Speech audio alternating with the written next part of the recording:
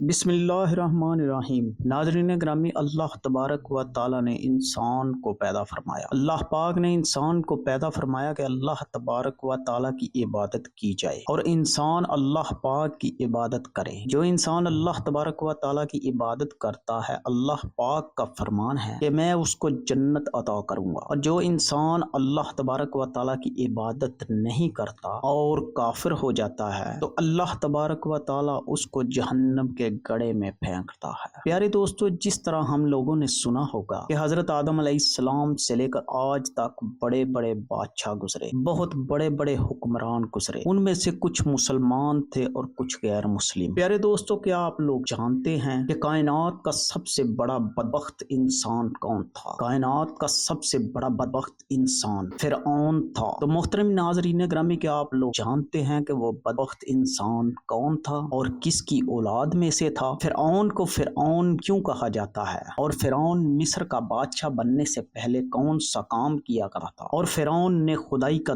دعویٰ کرنے کے لیے بنی اسرائیل کے مسلمانوں کو کس طرح جانوروں جیسا جاہل بنا دیا تھا؟ اور پھر کس طرح فرعون نے خدائی کا جھوٹا دعویٰ کیا، نعوذ باللہ استغفار، اور کس طرح یہ مصر کا جھوٹا خدا بن بیٹھا؟ پیارے دوستو، ان تمام سوالات کے جوابات دینے بہت مشکل ہیں۔ اللہ تبارک و تعالیٰ سے دعا ہے کہ اللہ پاک ہمیں حق سچ بیان کرنے کی توفیق عطا فرمائے۔ پیارے دوستو، وہ فرعون جس کا ذکر اللہ تبارک و تعالیٰ نے قرآن پاک میں فرمایا ہے، جو حضرت موسیٰ علیہ السلام کے دور میں پایا جانے والا فرعون تھا، بعض مورخین نے اس کا نام قبوس بھی تحریر کیا ہے۔ فرعون بدبخت کا تعلق قبیلہ قبطیہ سے تھا اور اس کی عمر 400 سال تھی۔ اس 400 سال کی عمر میں نہ تو وہ کبھی بیمار ہوا اور نہ ہی کبھی اس کے سر میں درد ہوا اور نہ ہی کوئی دشمن اس پر غالب آ سکا۔ ناظرین گرامی، اسی وجہ سے یہودی اس کو قبوس کہا کرتے تھے۔ فرعون بادشاہ بننے سے پہلے محنت مزدوری اور تجارت کیا کرتا تھا۔ ایک دن یہ محنت مزدوری سے تنگ آ کر بازار کی طرف نکلا اور وہاں پر اس کی ملاقات حامان سے ہوئی۔ دیکھتے ہی دیکھتے ان دونوں بدبختوں کی ملاقات دوستی میں بدل گئی، اگرچہ یہ دونوں ملعون کام کی تلاش میں شہر کی طرف روانہ ہو گئے، اور ان دنوں شہر میں خربوزوں کی خرید و فروخت کا کام زیادہ تھا۔ اس طرح یہ دونوں بدبخت ایک خربوزے والے کے پاس گئے اور اس سے کام مانگا۔ چنانچہ اس وقت اس خربوزے والے نے ان دونوں سے کہا، میرے خربوزے لے جاؤ اور بازار میں جا کر فروخت کراؤ۔ اس نے کہا، جب یہ مال تم دونوں فروخت کر لو گے تو میں تمہیں کھانے کے لیے کچھ دے دوں گا۔ اس وقت خربوزے والے کی یہ بات سن کر فرعون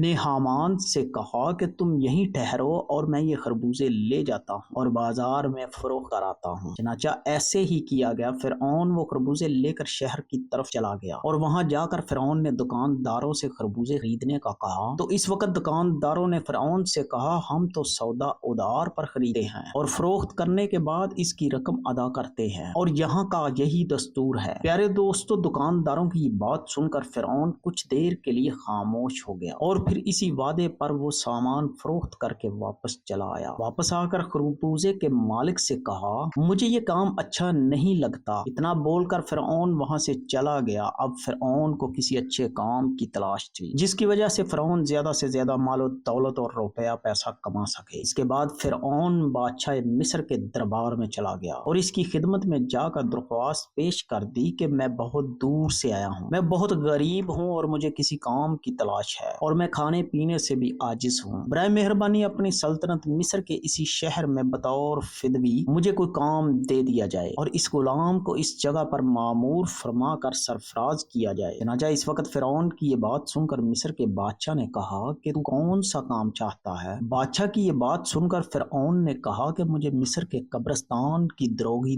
دے دی جائے اور اس کے بدلے میں کچھ رقم فدیے کے طور پر شاہی خزانے میں جمع کروایا کروں گا اور باقی رقم اپنے پاس رکھوں گا، اور میری اجازت کے بغیر مصر کے اس قبرستان میں کوئی بھی مردہ دفن نہ ہوگا۔ یہ بات سن کر اس وقت کے بادشاہ مصر نے فرعون کو مصر کے قبرستان کی دروگی دے دی۔ چنانچہ اس طرح مصر کے قبرستان کی دروگی ملتے ہی فرعون بہت خوش ہوا اور خوشی خوشی جا کر قبرستان کے دروازے پر بیٹھ گیا اور انتظار کرنے لگا کہ اب کون آئے گا جو اپنے مردے کو قبرستان میں دفن کرے گا۔ پیارے دوستو، اللہ کے حکم سے ایسا ہوا کہ اسی سال مصر میں ایک وبا پھیل گئی جس کی وجہ سے مصر کے بہت سارے لوگ مرنا شروع ہو گئے۔ فرعون نے جب یہ دیکھا تو اس نے ہر لاش کے بدلے ان کے وارثوں سے ایک ایک سونے کا درہم لینا شروع کرا، اور اس کے بعد کچھ ہی دنوں میں فرعون فرعون کے پاس بہت ساری دولت جمع ہو گئی اور فرعون امیر ہو گیا۔ اتنا زیادہ مال و دولت اکٹھا ہو جانے کے بعد فرعون نے سوچا کیوں نہ مصر کے تمام قبرستان کو اپنے انڈر میں کیا جائے، لہٰذا فرعون نے ایسا ہی کیا۔ فرعون نے وقت کے بادشاہ کو بہت سارے پیسے دیے اور مصر کے تمام قبرستان کی دروگی اپنے ذمہ لے۔ اس طرح فرعون قبرستان کی دروگی کے ذریعے بادشاہ مصر کے خزانے میں بہت سارا روپیہ پیسہ جمع کرواتا اور فرعون کے اس عمل سے بادشاہ مصر بہت خوش ہوتا اور بادشاہ مصر فرعون کو پیار اور عزت دینے لگا۔ چنانچہ اسی دوران اللہ کے حکم سے ایسا ہوا کہ اس وقت مصر کا وزیر مر گیا، اور چونکہ فرعون اس وقت بادشاہ مصر کا بہت زیادہ قریب بندہ بن چکا تھا، لہٰذا مصر کے بادشاہ نے فرعون ہی کو مصر کا وزیر مقرر کر دیا۔ اقتدار ملتے ہی فرعون اقتدار کے نشے میں بدمست ہو گیا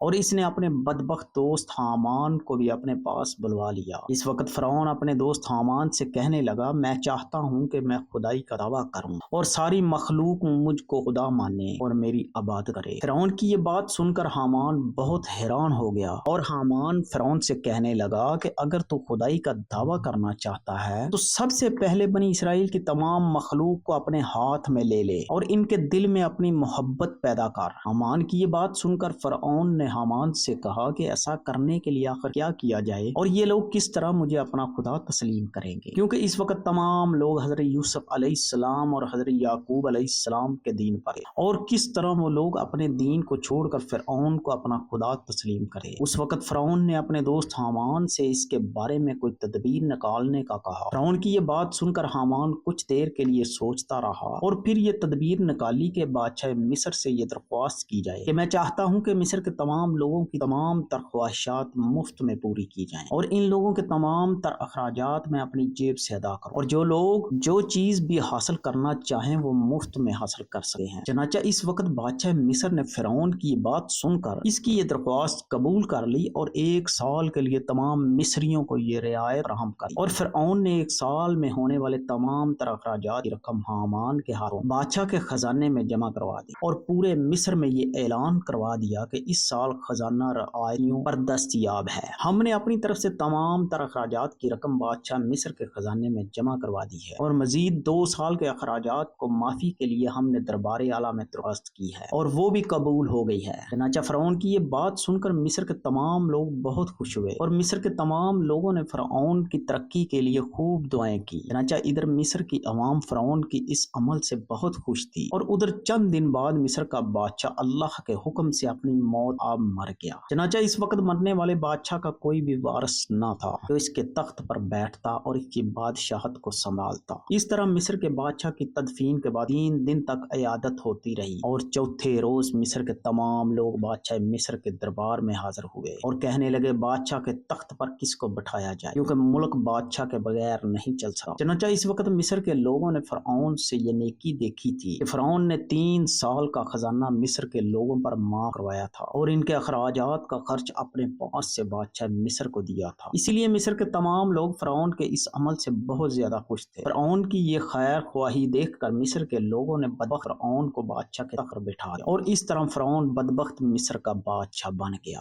اس وقت لوگوں نے یہ خیال کیا کہ فرعون بہت اچھا انسان ہے اور ہماری رعایا کا بہت اچھا خیال رکھے گا۔ اس طرح جب یہ فرعون مصر کے وزیر سے مصر کا بادشاہ بنا تو اس وقت فرعون نے اپنے دوست حامان کو مصر کا وزیر مقرر کیا۔ فرعون مصر کا بادشاہ بنتے ہی اپنے دوست حامان سے کہنے لگا کہ اب پورے مصر میں ہماری بادشاہی ہے، اب جو چاہیں وہ کر سکتے ہیں۔ اس وقت فرعون نے حامان سے کہا اب کوئی ایسی تدبیر نکالو جس کی وجہ سے مصر کے تمام تر لوگ مجھے خدا ماننے لگیں اور میری عبادت کرنے لگے ہیں۔ اس وقت حامان بدبخت نے فرعون کو یہ مشورہ دیا کہ جتنے بھی علماء دین جو تدریس کا کام کرتے ہیں وہ سب کے سب دین کی تدریس کو ختم کر دیں اور لوگوں کے درمیان اسلام کی تبلیغ کا سلسلہ بالکل ختم کر دیا جائے، تاکہ آہستہ آہستہ تمام لوگ اپنے دین سے دور ہو جائیں اور اپنے دین سے بے خبر ہو جائیں اور آئندہ آنے والی نسل دین سے بے خبر اور جاہل پیدا ہو۔ چنانچہ حامان کی یہ بات سن کر فرعون نے فوراً یہ حکم جاری کر دیا اور مصر کے اندر درس و تدریس کا یہ سلسلہ ختم کر دیا اور فرعون نے مصر کے اندر یہ حکم جاری کر دیا کہ کوئی بھی شخص مصر میں درس و تدریس نہ کرے ورنہ اس کو قتل کر دیا جائے گا۔ فرعون بادشاہ کا یہ حکم سنتے ہی درس و تدریس کا یہ سلسلہ ختم کر دیا گیا اور مصر کے لوگوں نے بالکل پڑھنا لکھنا چھوڑ دیا۔ چنانچہ اس طرح درس و تدریس کا سلسلہ ختم ختم ہونے کے بعد وقت گزرتا گیا اور وقت کے ساتھ ساتھ تمام لوگ جاہل بن گئے اور علم سے دور ہو گئے اور اپنے حقیقی خدا اللہ تعالیٰ کو بالکل ہی بھول گئے۔ اس وقت مصر کے لوگوں کی یہ حالت ہو گئی کہ وہ جانوروں کی طرح جاہل بن گئے۔ اس وقت فرعون نے تمام مصر کے لوگوں کو یہ حکم جاری کیا کہ مصر کے تمام لوگ اپنے اپنے گھروں میں بت بنا کر اس کو سجدہ کیا کریں اور اس کی پوجا کیا کریں۔ چنانچہ فرعون کا یہ حکم پاتے ہی ایک قوم جو اس وقت کثیر تعداد میں تھی، انہوں نے بت کی پوجا شروع کر دی اور آہستہ آہستہ یہ بت پرستی بڑھتی چلی گئی اور یہ سلسلہ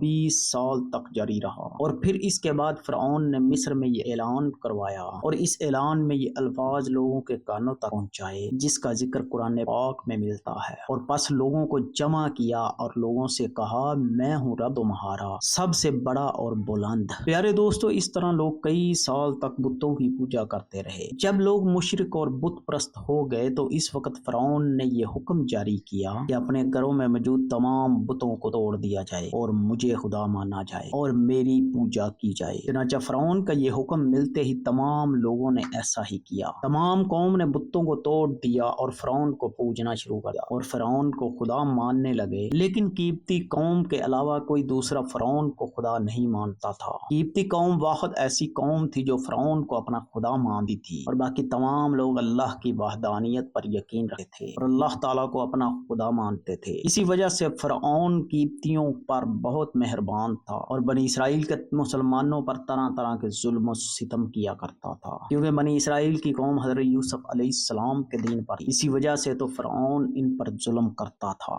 ناظرین گرامی، نبی پاک صلی اللہ علیہ وآلہ وسلم نے ایک دفعہ زمین پر 4 لکیریں کھینچی اور پاس بیٹھے صحابہ کرام سے پوچھا، تم میں سے کوئی جانتا ہے کہ یہ کیا ہے؟ صحابہ کرام نے عرض کیا، اللہ اور اس کا رسول بہتر جانتے ہیں۔ تو نبی پاک صلی اللہ علیہ وآلہ وسلم نے ارشاد فرمایا، یہ جنتی عورتوں میں سے سب سے افضل 4 عورتیں ہیں۔ نمبر 1 حضرت خدیجہ بنت خویلد، نمبر 2 فاطمہ بنت محمد صلی اللہ علیہ وآلہ وسلم، نمبر 3 فرعون کی بیوی آسیہ، نمبر 4 عیسیٰ علیہ السلام کی والدہ مریم بنت عمران۔ پیارے دوستو، حضرت آسیہ زوجہ فرعون ایسی بابرکت خاتون کہ جن کا ذکر قرآن پاک میں اللہ تبارک و تعالیٰ نے یوں بیان فرمایا ہے، اور اللہ پاک نے ان لوگوں کے لیے جو ایمان لائے ہیں زوجہ فرعون کی مثال بیان فرمائی ہے۔ پیارے دوستو، حافظ ابن حجر عسقلانی رحمت اللہ علیہ لکھتے ہیں کہ مصری شاہی خاندان کے بادشاہ ریان بن ولید جو کہ حضرت یوسف علیہ السلام کے دور میں تھے اور ان پر ایمان بھی لائے تھے، ان کی پوتی بے حد حسین و جمیل تھی جن کا نام آسیہ تھا،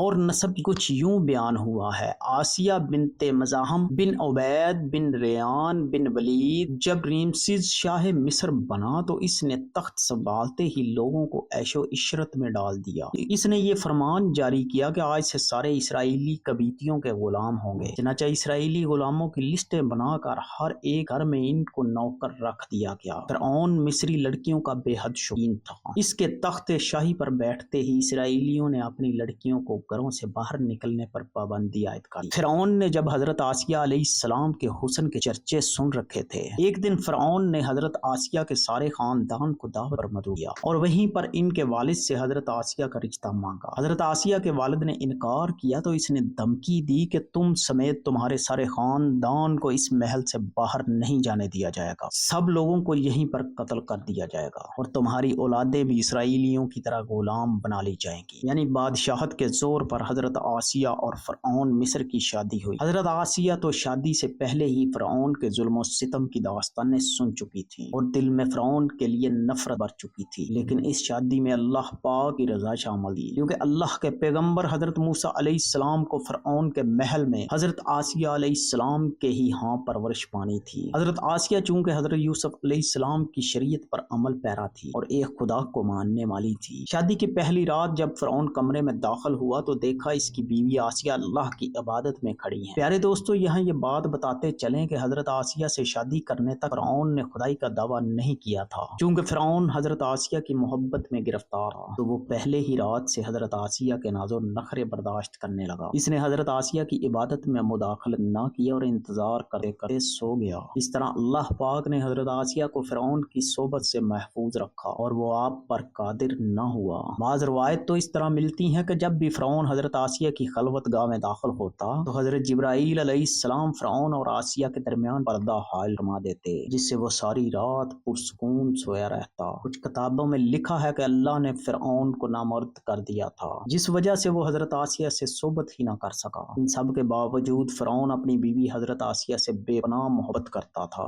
بعض روایت میں فرعون کی ایک بیٹی کا ذکر بھی ملتا ہے، تو آپ کو بتاتے چلے کہ وہ لڑکی انہوں نے کسی سے لے کر پالی تھی۔ فرعون کا حضرت آسیہ سے پیار ہی تھا کہ جب حضرت موسیٰ علیہ السلام ایک صندوق میں ملے تو حضرت آسیہ کے کہنے پر اس نے حضرت موسیٰ علیہ السلام کو اپنے گھر میں جگہ دے دی۔ حضرت آسیہ کی چونکہ کوئی اولاد ہی نہ تھی، اس لیے آپ نے حضرت موسیٰ علیہ السلام کو اپنا بیٹا بنا لیا اور فرعون سے کہنے لگی یہ بچہ میری اور تیری آنکھوں کی ٹھنڈک ہے، اسے قتل نہ کرو۔ جیسے جیسے حضرت موسیٰ علیہ السلام پرورش پاتے رہے تو حضرت آسیہ آپ کے معجزات دیکھ دیکھ کر حیران ہوتی رہیں اور دل میں یہ جان لیا کہ یہ بچہ کوئی عام نہیں۔ ان کی توقعات کے عین مطابق جب حضرت موسیٰ علیہ السلام نے نبوت کا اعلان فرمایا تو حضرت آسیہ ان پر ایمان لے آئیں، لیکن اپنا ایمان لانا محل والوں سے چھپا رکھا۔ ان کے ایمان لانے کا واقعہ کچھ اس طرح ہے کہ ایک دن فرعون کے دربار میں ایک باندی کو لایا گیا، وہ حضرت موسیٰ علیہ السلام پر ایمان لے آئی تھی۔ فرعون نے اس باندی کے تینوں بچوں کو اس کے سامنے ابلتے ہوئے تیل میں ڈالنے کا حکم دیا اور ساتھ ہی اس باندی سے کہا اب بھی وقت ہے مجھے اپنا خدا بنا لے، لیکن وہ باندی کا ایمان بہت پختہ تھا۔ خیر اس باندی کے سامنے اس عورت کے تینوں بچوں نے ابلتے ہوئے تیل میں جان دے دی۔ اس کے بعد فرعون نے اس باندی کو بھی تیل میں ڈالنے کا حکم جاری کیا۔ حضرت آسیہ علیہ السلام یہ منظر دیکھا کہ اس عورت اور بچوں کی روح ایک نورانی جرمٹ میں آسمان پر لے جائی گئی، تو انہیں یقین ہو گیا کہ حضرت موسیٰ علیہ السلام کے سچے پیغمبر ہیں اور ان کا دین بھی سچا ہے۔ قصر فرعون روز بروز پرآشوب ہوتا گیا۔ حضرت آسیہ علیہ السلام نے فرعون سے کنارہ کشی اختیار کر لی، حضرت موسیٰ علیہ السلام کا دفاع کرتی رہیں۔ حضرت موسیٰ علیہ السلام کے چاہنے والے فرعون کے سپاہیوں کے ہاتھوں قتل و غارت گری ظلم و ستم کی بینٹ چڑھنے لگے اور انہیں بے دردی کے ساتھ قتل کیا جانے لگا، یہاں تک کہ فرعون نے حضرت موسیٰ علیہ السلام پر ایمان لانے والے ایک شخص سے جسے قرآن کریم نے مومن آل فرعون کے نام سے یاد کیا ہے بڑی ہی بے دردی سے قتل کیا، جس کے بعد حضرت آسیہ علیہ السلام کے صبر کا پیمانہ جھلک اٹھا اور کھلم کھلا فرعون کی مخالفت کرنے لگی۔ فرعون کو جب علم ہوا کہ اس کی بیوی بھی موسیٰ کے خدا پر ایمان لے آئی ہے تو فرعون نے غیظ و غضب کی آگ بھڑکی۔ پہلے پہل تو اس نے اپنی بیوی کو اکیلے میں سمجھایا کہ اگر میری بیوی ہی مجھے خدا ماننے سے انکار کرے گی تو پھر بہت سے لوگ سرکشی کریں گے، لیکن حضرت آسیہ علیہ السلام نہ مانی بلکہ فرعون کو بھی دعوت حق تبلیغ کی اور کہا کہ اللہ پاک سے معافی مانگ کہ حضرت موسیٰ علیہ السلام پر ایمان لے آؤ، اور بہت سی راتیں اسی طرح جھگڑوں میں گزر گئی۔ جب فرعون کے محل میں یہ باتیں ہونے لگی کہ فرعون کی لاڈلی بیوی ہونے کی وجہ سے آسیہ کو کوئی سزا نہیں دی جا رہی تو فرعون غصے میں آ گیا۔ اس نے سب سے پہلے مار پیٹ شروع کی اور خود اپنی پاک بیوی کو سزائیں دینے لگا۔ وہ حضرت آسیہ علیہ السلام کو پورا دن تپتی ریت پر ننگے پاؤں کھڑا رکھتا کہ ان کے پیروں کے زخموں پر خود نمک لگا رہا۔ اس طرح کئی دن گزر گئے۔ جب فرعون کو یہ یقین ہو گیا کہ اب حضرت آسیہ علیہ السلام کو وہ حضرت موسیٰ علیہ السلام کے دین سے نہیں ہٹا سکا تو اس نے اپنی بیوی کو سخت سزا دینے کا فیصلہ کیا۔